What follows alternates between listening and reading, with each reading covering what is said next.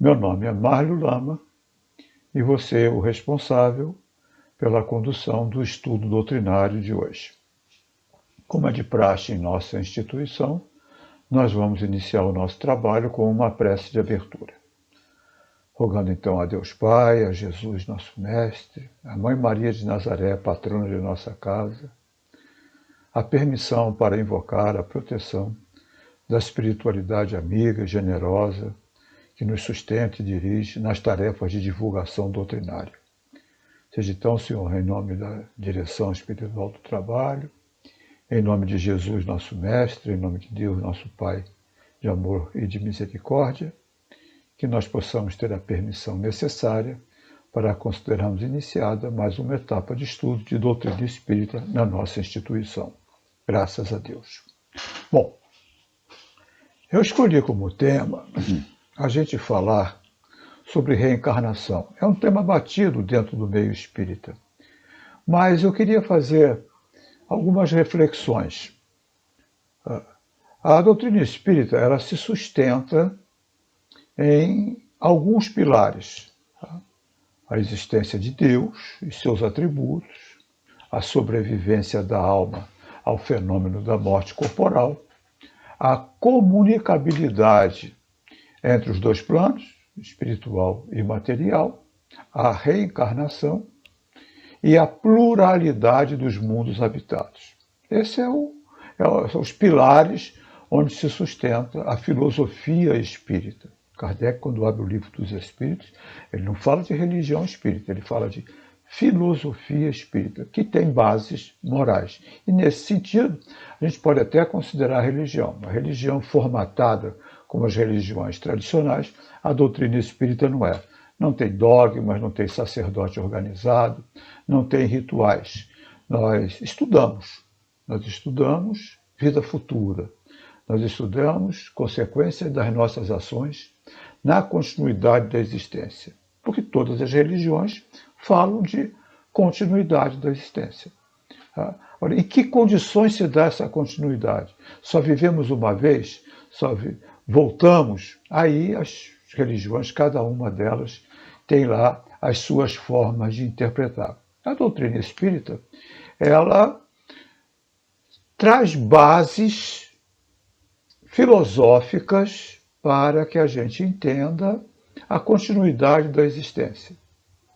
Então, no Livro dos Espíritos, no capítulo 4, da pluralidade da existência, Kardec faz algumas perguntas aos espíritos. Vou separar algumas só para a gente pensar em cima delas. Como pode a alma que ainda não alcançou a perfeição durante a vida corpórea acabar de depurar-se? É a questão 166. Sofrendo a prova de uma nova existência. Resposta dos espíritos. Então eles nos falam da finalidade da encarnação, que é evolução. Nós encarnamos numa finalidade de evoluir, de crescer, de aprender. Então a encarnação serve para aprendizado. Como realiza essa nova existência? Será pela sua transformação como espírito? Ou seja, o que Kardec pergunta? Olha só, olha a inteligência da pergunta. Ora, se precisa passar numa nova existência, como é que é essa nova existência? É lá no mundo espiritual? É como espírito? E o que os espíritos dizem? Depurando-se, a alma indubitavelmente experimenta uma transformação. Mas para isso lhe é necessária a prova da existência corporal. Então, os espíritos nos falam de reencarnação. Novas existências, ou seja, reencarnar. E para que a gente possa fazer o nosso raciocínio, qual o fim objetivado com a reencarnação? Na questão 67. Expiação, melhoramento progressivo da humanidade. Sem isso, onde a justiça? Olha a coisa que interessante. Sem isso, onde a justiça? E a justiça da reencarnação, em que se fundam o dogma da reencarnação, na justiça de Deus e na revelação, pois incessantemente repetimos, o bom pai deixa sempre aberta a seus filhos uma porta para o arrependimento. Bom, aí nós vamos pensar em algumas alternativas da humanidade para a discussão filosófica da vida futura. Nós vamos discutir se reencarnação é uma filosofia ou se reencarnação é um fato. Se reencarnação é uma especulação filosófica ou se reencarnação é um fato. Kardec faz essa especulação filosófica, porque ele, lá no livro Obras Póstumas, ele, num dos seus textos, ele fala sobre as 5 alternativas da humanidade no que diz respeito à vida futura. Porque essa é uma questão existencial que a gente tem. O que a gente veio fazer aqui? De onde a gente veio, se é que veio, e para onde a gente vai, se é que vai. Essas 3 questões são as grandes questões existenciais que todas as filosofias e todas as religiões, de alguma forma, tentaram responder. Kardec, então, analisa, obviamente de forma sintética, as 5 alternativas com relação à vida futura, a partir das doutrinas. A doutrina materialista. Na doutrina materialista, a inteligência do homem é uma propriedade da matéria. Ou seja, nós não temos passado, nós não temos futuro. Nossa inteligência é uma propriedade da matéria, que se organiza de uma forma, segundo eu posso entender, aleatória, a partir de um acidente biológico. Então, o que nos difere de um repolho, por exemplo, é um acidente biológico. O repolho também é um ente vivo, né? É um ser orgânico. Mas, por essa teoria, nós não temos passado, nós não temos futuro. É o hoje, o aqui e o agora. Ainda que incerto com relação ao tempo que nós vamos estar aqui. É uma forma de pensar. Existem muitos homens de ciência que têm essa forma de pensar. Está mudando, porque os fatos se apresentam e fatos não podem ser contestados. Fatos precisam ser estudados. Nós temos a doutrina panteísta, cujo principal expoente foi o filósofo Baruch Spinoza, que diz o seguinte: a alma independe da matéria. No nascimento, é aurida do todo universal, e a ele retorna após a morte. Então, alma e matéria são coisas diferentes. Ela é aurida no todo universal, se individualiza num corpo, passa um tempo, e quando morre, na linguagem espírita desencarna, ela se dissolve nesse todo universal. Essas 2 doutrinas são muito parecidas no que diz respeito à vida futura, porque não existe continuidade da existência.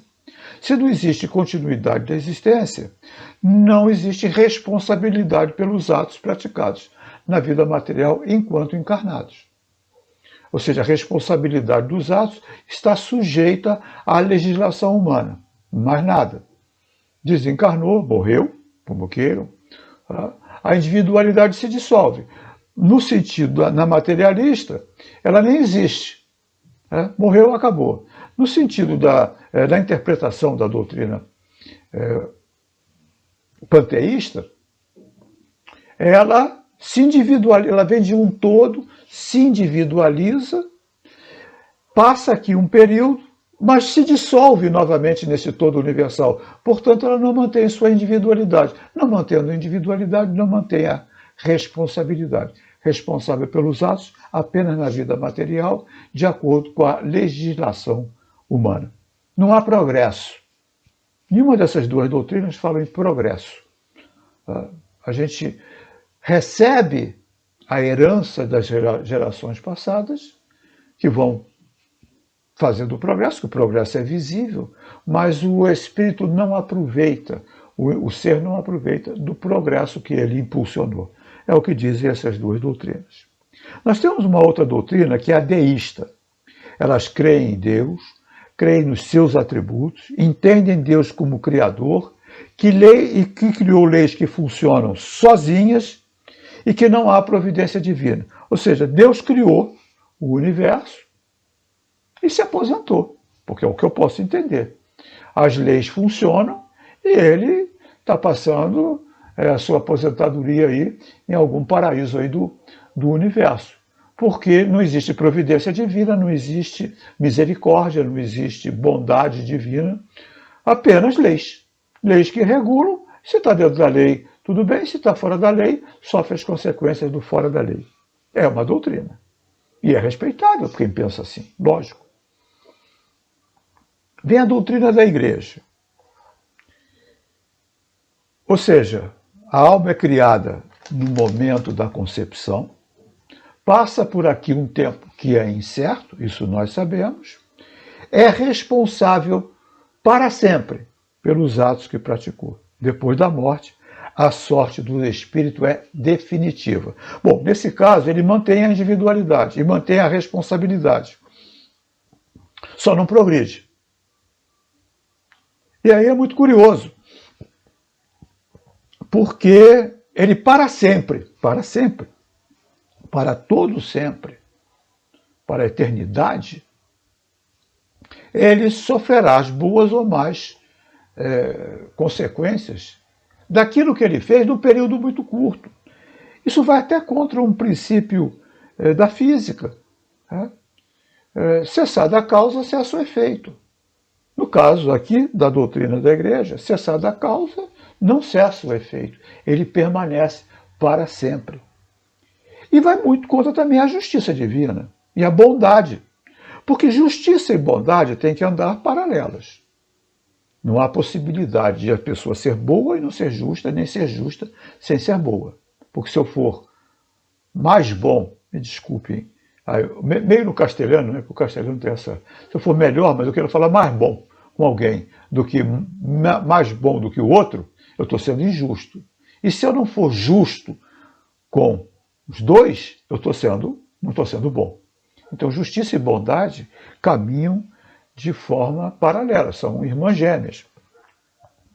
E, ao mesmo tempo, vai contra também ao que o próprio Deus prega. Porque Deus não cobra da gente misericórdia, não cobra da gente amor aos inimigos, não cobra da gente perdão das ofensas, perdão e esquecimento. Não é só perdão, não. Perdão e esquecimento. É brabo isso. Tá? Fazer o bem a quem não te faz bem, ele não cobra isso. Como é que ele mesmo, sendo a divindade, o ser perfeito, não faz aquilo que ele espera de os seres imperfeitos? Então, pune para sempre. Ah, bom, mas vai para o céu. Se foi legal, vai para o céu. Bom, os pré-requisitos para o céu são bravos. Tá? Os pré-requisitos para o céu não é para qualquer um, não. Está mais fácil da gente ir para o inferno. Porque são 10 mandamentos. Tudo bem, alguns, creio eu, que não seja nenhum sacrifício. Não matarás. Tudo bem, acho que já ultrapassamos essa fase, se é que a tivemos no passado. Né? Não prestarás falso testemunho, não mentirás. Bom, aí já começa a ficar meio complicado. Tá? Não cobiçarás a mulher do próximo. Complicou mais ainda para muita gente. Tá? Então, já ficam algumas coisas meio complicadas. Não cobiçarás as coisas dos outros. Olha só. Depois vem 7 pecados capitais, entre eles gula. Quer dizer que um bombom leva para o inferno? É essa a interpretação? Porque se for, é melhor comer a caixa inteira, pelo menos vai satisfeito. Né? Luxúria. Tem pensamentos, luxúria, inveja. Cuidado para não confundir inveja com ambição. É bom a gente separar. Inveja é a gente ficar mal com o que o outro tem. Isso é inveja. A ambição é querer melhorar e atingir o patamar de qualidade do outro. Isso é diferente, porque isso é positivo. Eu ambiciono me tornar um profissional melhor. Eu ambiciono me tornar um espírito melhor, um ser humano melhor. Essa ambição é positiva. Ela é negativa quando, às vezes, para fazer isso, eu causo prejuízo. Mas a ambição, nesse sentido, é extremamente positiva. Porque se a gente não ambicionar ser um ser humano melhor, o que a gente está fazendo aqui? Para que serve uma existência? Se a gente não ambicionar cada vez se tornar uma pessoa melhor profissionalmente, intelectualmente, isso é uma ambição. E muitas vezes nós temos exemplos. Então a gente vê um exemplo de alguém bem sucedido no nosso ramo, a gente, poxa vida, o que esse cara fez para chegar lá? Vamos ver o caminho que ele fez e eu vou fazer também. E isso a gente progride. Então essa ambição não é uma coisa negativa, não. Inveja sim. Mas veja só, quantos pré-requisitos para ir para o céu? É muito provável que o inferno esteja muito mais cheio. E é para sempre esse sofrimento.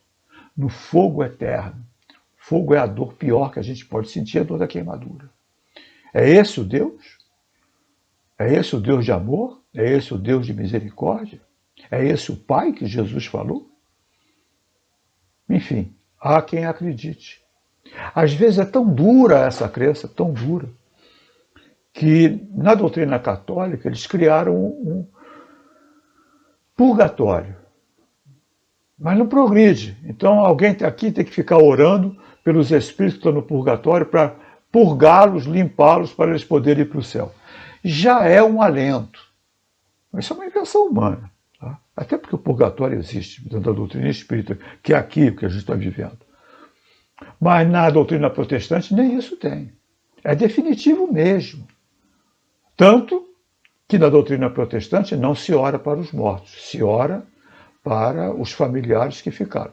Primeiro porque eles entendem que sendo um irmão, ou seja, de confissão religiosa, já vai para o céu mesmo. Já está definido por Deus que aqueles vão para o céu. Tudo bem. Esse Deus parece que é meio parcial. Deus capacita os escolhidos. Então tem escolhido e não escolhido? Que história é essa? Tá? Quer dizer, quando Deus cria, já bota uns para serem escolhidos e já botam outros que não vão ser escolhidos. Que parcialidade é essa? Mas tudo bem. Vá lá. Tá? Mas se foi para o céu, não precisa de prece, porque está no céu. E se foi para o inferno, não precisa de prece, porque não adianta. E parece brincadeira, mas não, Kardec faz essa reflexão. E eu estive uma vez no velório de um querido amigo meu, que desencarnou já tem algum tempo, e ele era protestante, e no velório o pastor fez uma oração lindíssima, por sinal, uma coisa muito bacana, de conforto à família. De conforto à família. Porque o irmão já estava no céu. Então ele não precisava de prece. É uma forma de interpretar. E vem a doutrina espírita, que é a quinta alternativa, que nos fala de um progresso contínuo. Que o espírito tem um começo, e esse começo é igual para todo mundo, simples e ignorante, que tem uma finalidade, porque a obra da criação ela tem uma finalidade, nós chegarmos à perfeição, através de um processo sucessivo de vidas, através dos vários reinos da criação e depois, na forma humana, um processo sucessivo de despertamento de potenciais intelectuais e morais que nós trazemos em germe. E todos os espíritos criados, ou simples e ignorantes, têm o mesmo destino, estão sujeitos à mesma lei, às mesmas leis, e têm o mesmo tempo, porque nós somos imortais. Os tempos de criação é que são diferentes, porque Deus cria sempre. O que parece mais justo? O que parece mais lógico? O que parece mais racional, mais de acordo com a bondade divina? Você punir para sempre, por um conjunto de erros, às vezes severos, às vezes graves, passando a mão na cabeça de ninguém, não. Tem gente que é muito má, e má mesmo, tem prazer em ser mal. E a gente está vivendo num mundo onde existe isso. Tem gente que mata pessoas de fome para satisfazer a sua ganância, o seu egoísmo. São pessoas más. E serão responsabilizadas perante a lei. Mas para sempre? Por um tempo? Causaram isso? Será que não tem uma nova oportunidade? Às vezes a gente, até na nossa dureza de coração, diz, não precisa, isso daqui vai para o inferno mesmo. Mas isso é a dureza do nosso coração. Afinal, Deus não quer a morte do pecador, Deus quer a morte do pecado. Deus quer que se cesse a causa, e não o causador. Essa é a lei, essa é a providência divina, essa é a misericórdia e a bondade divina, que a ninguém fecha as oportunidades. Fora que, como o nosso tempo de vida é incerto, que Deus é esse? Que se alguém desencarna com 5 anos e cumpriu lá os dogmas da sua religião, vai para o céu? E se alguém desencarna com 80? Afinal de contas, quando alguém desencarna com 5 anos, não tem tempo de fazer nada errado. Se eu desencarnasse com 5 anos, eu ia para o céu. Agora com 70, está difícil. Mas é difícil não. Nem cogito esse céu. Até porque eu nem cogito esse Deus. Meu Deus é outro. Meu Deus é um Pai. É o Deus de Jesus. Pai corrige. Mas Pai provê. Pai ajuda. Pai. E não um general que me saia punindo. E dentro da doutrina espírita, a justiça de Deus se manifesta e a misericórdia também. A bondade e a misericórdia. Por quê? Porque todos nós temos o mesmo tempo de vida, somos imortais. Como é que nós vamos aproveitar esse tempo, a velocidade? Aí é livre-arbítrio. Mas isso nós estamos aprendendo. Nós viemos para encarnar para aprender a usar o livre-arbítrio, através das consequências. Quando a gente usa o livre-arbítrio dentro dessa lei providencial, divina, que os deístas falam, Deus criou leis perfeitas providenciais, quando nós agimos dentro dessa lei, nós recebemos o benefício da felicidade, da consciência tranquila. Quando nós agimos fora da lei, nós recebemos a advertência do sofrimento. Mas onde é que está a providência divina? É porque na hora que a gente mudar o foco do nosso pensamento, na hora que a gente se arrepender dos erros cometidos, das faltas cometidas, novas oportunidades nos serão sempre fornecidas. Nós não estamos, de forma alguma, condenados para sempre. Nós estamos condenados pelas nossas ações. E nós mesmos nos descondenamos pela mudança de foco, pela mudança de nossas ações. E para isso nós temos todo o tempo do mundo, porque nós somos imortais. Agora, podemos fazer isso numa velocidade maior, numa velocidade menor. Quem sofre as consequências disso? O espírito. Se faz numa velocidade mais rápida, mais rapidamente ele se livra dos mundos mais primitivos. Existem jovens, e Kardec faz essa comparação com escola, eu também gosto de fazer essa comparação com escola. Existem jovens que são precoces e que se formam com uma rapidez muito grande, até 18, 19 anos já estão tirando o seu título universitário, porque andam muito rápido. Tá bom, já é uma característica da encarnação anterior, são os jovens precoces, já tem o progresso feito em vidas anteriores, e a doutrina explica isso. E há outros que são preguiçosíssimos e vão muito lentamente, isso quando vão, não ficam estacionados numa encarnação. Acho que muitos de nós aqui cursamos escolas, e principalmente na universidade, que você pode escolher as matérias que vai cursar. Hoje em dia tem essa opção da escolha, mas matérias prendem, outras não prendem. E existem estudantes que colocam uma carga de matérias maior, outros que colocam menos, por alguma razão. Talvez não queiram esforçar tanto, talvez não tenham tempo, desculpe, mas outros colocam uma carga maior. Os que colocam uma carga maior andam mais rápido, os que colocam uma carga menor andam mais devagar. Isso é escolha.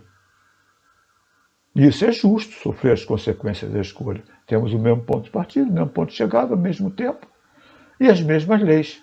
Bom, então a justiça de Deus está caracterizada. Não tem escolhidos. A gente se auto-escolhe como espírito numa evolução mais rápida ou menos rápida. Enfim, filosoficamente falando, a doutrina espírita explica a justiça, a bondade e a misericórdia divina. Jesus também nos falou sobre essa lei, porque os povos antigos, praticamente todos têm essa lei.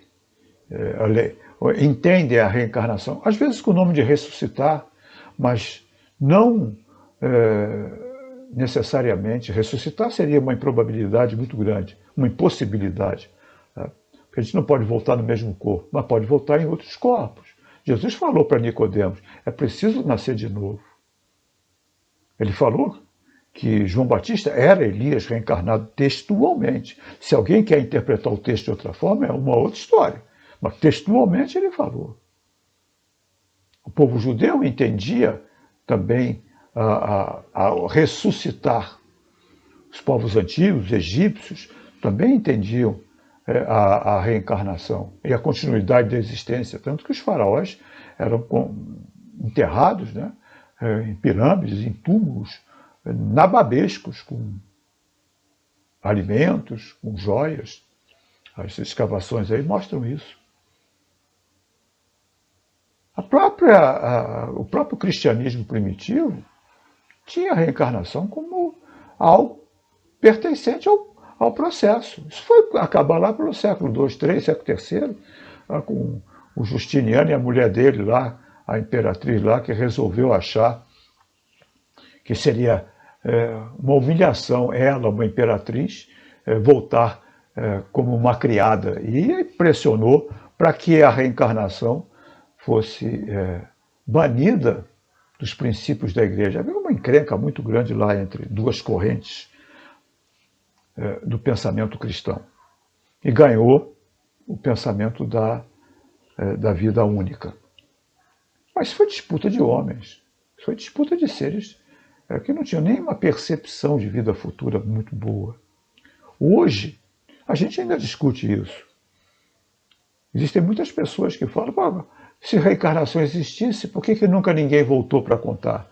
E é curioso, porque todos nós viemos, e todos nós contamos uma história. E como é que nós contamos essa história? Nós contamos essa história baseado nas nossas aquisições intelectuais e morais, que nós não perdemos. Isso demonstra que nós somos seres completamente diferentes uns dos outros. Então nós temos um passado que não começou na nossa encarnação. Porque às vezes nós vamos ver filhos gêmeos, univitelinos, com personalidade, gênios e competências completamente diferentes. Como pode? Se vieram do mesmo embrião, do mesmo óvulo que se dividiu. Como pode? Porque são espíritos diferentes, com vivências diferentes. Não existem dois espíritos na Terra com a mesma vivência. Não existem dois. Nós somos mais de 7 bilhões. Cada um tem uma vivência diferente. Logo, isso demonstra que a gente tem um passado. Filosoficamente falando, tudo bem. Mas e aí vem a ciência? Prova isso cientificamente. Com licença que uma aguinha vai bem. Qual é a prova científica? Bom, não existe prova científica. Existe. Ponto 1. Existe. Tá? Hoje nós temos vários pesquisadores não religiosos, não conectados com nenhum tipo de corrente religiosa e que hoje, com as suas pesquisas isentas, não tendenciosas, porque o religioso também tem a tendência de querer provar a sua tese. Então ele força a barra nos dados. E o materialista também tem uma tendência de querer forçar a sua tese, forçando a barra na interpretação dos dados. Mas e a ciência? A ciência não é dona da verdade, ponto 1. A gente às vezes vê ciência. Gente, a ciência ela é composta de verdades que se mudam, de verdades provisórias. Não existe verdade definitiva no nosso nível evolutivo. Existem explicações que são verdades provisórias. Que o diga o ilustre cientista Albert Sabin, não. Desculpe. Louis Pasteur. Troquei as bolas aqui com os cientistas. Tanto cientista na minha cabeça quando eu fiz o estudo. Louis Pasteur. Quando ele descobriu o mundo do infinitamente pequeno, das bactérias. Quando levou isso para a Academia Francesa. Que se negou. Foi debochado. foi debochado quando ele falou do mundo do infinitamente pequeno. Kardec foi debochado, comprometeu a sua reputação quando ele leva para a academia os seus estudos. Vários cientistas sofreram, inclusive, perseguições por causa das suas visões diferentes do que as academias falavam. Mas a ciência é feita de verdades provisórias. Olha a medicina. Eu te pergunto, você faria uma operação, uma cirurgia complexa com um médico que se formou há 10 anos e nunca mais se atualizou? Duvido. Porque em 10 anos, o que mudou no conhecimento do mundo é uma barbaridade. Pega o teu celular aí. A maioria dos aplicativos que você tem no seu celular, se não todos, não tem 10 anos que foram inventados e criados. Não tem 10 anos. Então a ciência é feita de verdades provisórias. Se o seu computador tiver 10 anos, ele pode estar até funcionando, tá? Mas já não consegue mais ser atualizado. Tal é a evolução da informática. O que era verdade há 10 anos, hoje não deixou de ser verdade, mas foi acrescentado. Então esse negócio é ciência. Então, vamos devagar com esses dogmas. Isso é dogma. Não se questiona conhecimento científico. Questiona sim. Até porque, se não questionar, não evolui. Fatos novos se apresentam, têm que ser interpretados e analisados à luz do conhecimento científico da época e se tornando verdade, conhecidas suas leis, agregado ao conhecimento científico, que já existe, vai lá para o arcabouço das ciências. Mas nós vamos falar de um cientista muito interessante, o Dr. Stanisław Grof. Acho que é essa a pronúncia, me perdoem se a pronúncia for diferente, é tchecoslovaco, não falo, obviamente. Mal e porcamente consigo falar algumas palavras em inglês. Dr. Stanisław Grof é um médico tcheco, logo depois da Segunda Guerra Mundial, e ele é um psiquiatra. Tá? O que se sabe na ciência, tá? Quando se trata da esquizofrenia, é que os epiléticos não têm esquizofrenia. Isso é um fato. E a esquizofrenia é uma alteração psíquica que não tem área específica no cérebro. Você não pode dizer numa tomografia, depois acaba marcando, mas se aquela pessoa é ou não é esquizofrênica. É pelos sintomas. Porque é uma doença espiritual. Emmanuel fala isso. Tá? Emmanuel fala que a esquizofrenia é uma doença espiritual, é do espírito. Então ela não tem marca no cérebro, mas ela tem reflexos no comportamento. E o esquizofrênico tem crises de distorção de realidade. E essas crises muitas vezes são severas. Ela tanto não tem marca no cérebro que muitas vezes a esquizofrenia ela vai se manifestar com 30, 40 anos de idade até. Às vezes um pouco menos, às vezes um pouco mais. E como é que se tratava a esquizofrenia? Desde o passado. Criando-se um ataque epilético artificial. Porque se o epilético não tem esquizofrenia, quando o esquizofrênico estava em crise, criava-se um ataque epilético artificial. Através do quê? Choque elétrico. Dava aquela convulsão para tirar o paciente da crise. O que é uma tortura. A doutora Anísia da Silveira foi uma das lutadoras para um tratamento mais humanizado dos doentes mentais. Mas era a única forma que tinha. O doutor Stanisław Grof estava pesquisando uma nova droga na época chamada ácido lisérgico, o LSD, que depois a turma dos hippies passou a usar à vontade para fazer viagens. Procurando com o LSD, que era uma droga nova, criar o tal ataque epilético. Mas aí não mais usando aquela tortura do choque elétrico, e sim através de um de química no cérebro, da mudança na química cerebral. E o que aconteceu com um dos seus pacientes? Espontaneamente começou a regredir na sua vida. E o Dr. Stanisław, psiquiatra, muito provavelmente conhecia técnicas de hipnose, podia não utilizar, mas conhecia, certamente. E ele foi deixando, e foi levando, e foi conduzindo aquele paciente. E o que acontece, uma coisa curiosa, ele dá um pulo e começa a falar de experiências de vida, de uma vida que não era aquela, de um passado que não era o passado dessa existência dele. E o Dr. Stanisław Grof ficou muito curioso e foi lá e descobriu a matriz espiritual da esquizofrenia. É um dos pioneiros da psicologia transpessoal, a quarta força. Depois ele se mudou para os Estados Unidos e lá com suas pesquisas. Entraram outros, Abraham Maslow também, vários outros pesquisadores. E a psicologia transpessoal, ela trata do quê? Terapia de vidas passadas. Ela trata o paciente na vida em que aconteceu o episódio que gera o transtorno psicológico. É essa a base da transpessoal. Transpessoal, além da pessoa. Outro pesquisador incrível, o Dr. Ian Stevenson, Universidade de Virgínia, se não me engano, professor doutor, com vários casos de pesquisas comprovadas de reencarnação.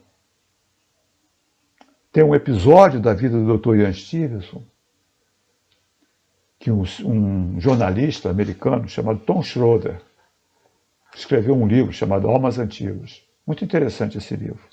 O Tom Schroeder, que era cético com relação à reencarnação, ele se propõe, ele faz uma proposta. Um jornalista muito respeitado, chegou a ser até candidato, uma vez a ser cogitado para o prêmio Pulitzer, o maior prêmio de jornalismo dos Estados Unidos. Não tenho aqui na minha memória se ele ganhou, mas ele foi bem cotado. Um jornalista investigativo. E aí ele falou com o Dr. Ian Stevenson: o senhor me permite acompanhá-lo nos seus casos? Porque eu não acredito nisso. E eu gostaria de fazer uma reportagem sobre isso. O Dr. Ian Stevenson, perfeitamente, você é muito bem-vindo. E o Dr. Ian Stevenson pesquisava alguns casos nos Estados Unidos, mas vários casos na Índia. Ele estava acompanhando vários casos. E o Tom Schroeder foi junto com ele. E no final da viagem, o Tom Schroeder escreveu um livro sobre os episódios, Almas Antigas, eu já tinha dito. E ele conclui o seguinte, ele fala: não estou convencido de reencarnação. Olha o que é a dureza do raciocínio. Não estou convencido de que exista reencarnação. Mas os fenômenos que eu presenciei, somente a reencarnação pode responder. Eu não consigo entender a cabeça de uma pessoa dessa, mas tudo bem, eu não estou aqui para entender a cabeça de ninguém. Mal porcamente eu tento entender a minha. Mas, se você não tem outra explicação que nem a reencarnação para os fenômenos que você mesmo presenciou, como é que você não está convencido? Mas, enfim, tá? Nós temos um outro famosíssimo, Dr. Raymond Jr., falando sobre vidas sucessivas. Nós temos aqui no Brasil um pesquisador já desencarnado, Hernani Guimarães, e tantos outros pesquisadores. Então, reencarnação, ela não é uma especulação filosófica, ela é um fato cientificamente comprovado. Agora, como disse uma vez, e eu me lembro dessa palestra, Dr. Sérgio Lopes, um psiquiatra gaúcho, palestrante espírita, que estava num congresso no exterior de medicina, e ele levantou essa hipótese, né, da reencarnação, e um dos seus colegas de lá do Congresso, falou com ele: eu sou cético com relação à encarnação. Aí ele disse: mas o senhor já estudou? O senhor já se aprofundou no conhecimento? Já fez algum tipo de investigação? Não, nunca. Então o senhor não é cético, o senhor é ignorante. Não no sentido ofensivo, ignorante no sentido de ignorar. Porque se você não estudou, se você pode ser professor, doutor, PhDeus, mas se aquilo não é área do seu conhecimento, se você não estudou, se você é cético por ignorância. O cético é aquele que conhece profundamente e tem uma teoria oposta. Esse pode dizer: eu sou cético por causa disso, e prova. Caso contrário, você não é cético, você é ignorante. Porque se você não sabe profundamente o assunto, como é que você vai dizer que não acredita naquilo, é cético com relação àquilo? Enfim, para a gente encerrar, e encerrar num astral legal, porque nós estamos vivendo tempos tão baixo astral, né? Sentindo tantas pessoas cansadas, eu já vi as pessoas cansadas, sofridas. Eu quero contar para vocês um filme. Claro que eu vou resumir. Esse filme chama-se Num Dia Claro de Verão. Esse filme tem uns 40 anos, se não tiver mais. Ele foi estrelado pela Barbra Streisand, atriz e cantora americana, e por um ator e cantor francês chamado Yves Montand. Esse filme era o seguinte, resumindo mesmo. O Yves Montand, ele era um professor universitário na área da psicologia, da psiquiatria, e a Barbra Streisand era uma de suas alunas. E a Barbra Streisand fumava desbragadamente. E ela pede ajuda a ele. Começa até aquele negócio, filme romântico, comédia romântica. Ela pede ajuda a ele. Com licença. Para ajudá-la a tratar esse vício do cigarro que ela tinha e que ela não conseguia controlar. Então ele começa um processo com ela até de hipnose para ajudá-la no vício, né? No eliminar o vício, as causas, as matrizes do vício. E ela entra em regressão. Curiosamente, ela entra em regressão. E aí ele vai. Meio parecido com o Dr. Stanislav Grof, só que em filme, né? Isso é ficção. E ela passa por uma vida passada. E ele trata ela. Parece até a reprise. Vê as matrizes, vê os comportamentos. E ele se espanta e ele começa a ser um pesquisador dessa área de vidas passadas. E aí ele publica o seu estudo. Rapaz, foi uma encrenca na universidade. Foi uma encrenca no mundo acadêmico. Quando ele publicou esse estudo falando de reencarnação. Uma loucura. Foi apedrejado de tudo quanto era lado. E aí o diretor da instituição, da universidade, o reitor, que era muito amigo dele, chamou ele e falou: cara, situação difícil que você está me colocando. Porque ou você desdiz tudo que você fez, ou eu vou ter que te mandar embora. Não posso ficar contigo desse jeito. Ele: mas como? É verdade, eu comprovei, é fato, está aí. E o diretor: não adianta, cara. Vou te mandar embora. Você tem 24 horas para desdizer tudo. O cara vai para casa, sofrido, nem dorme direito. Não sabe o que fazer. Não sabe o que fazer. Ele tinha um estudo, ele sabia que aquilo era verdade. Mas sua vida profissional estava em risco. E ele volta para a universidade no dia seguinte.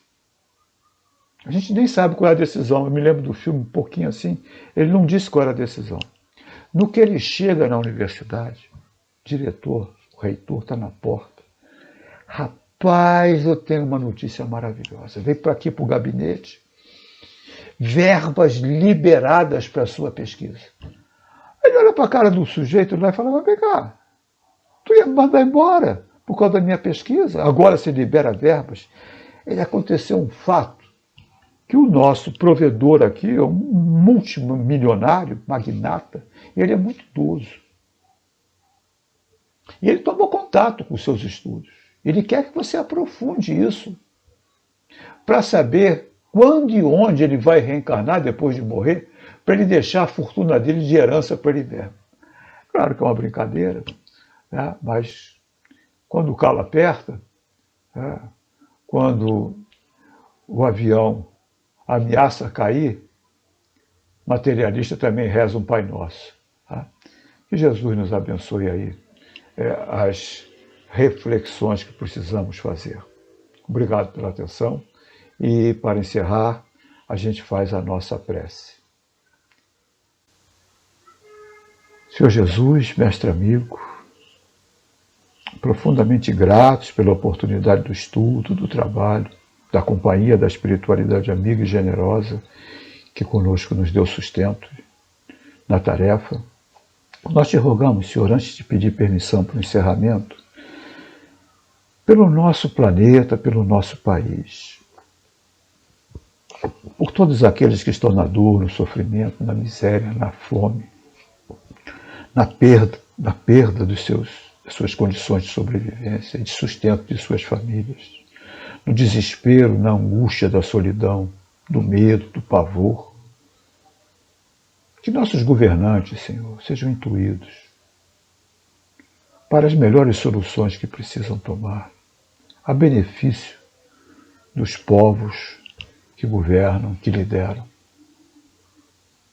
A gente sabe, Senhor, que são posições muito difíceis, mas precisam de ajuda.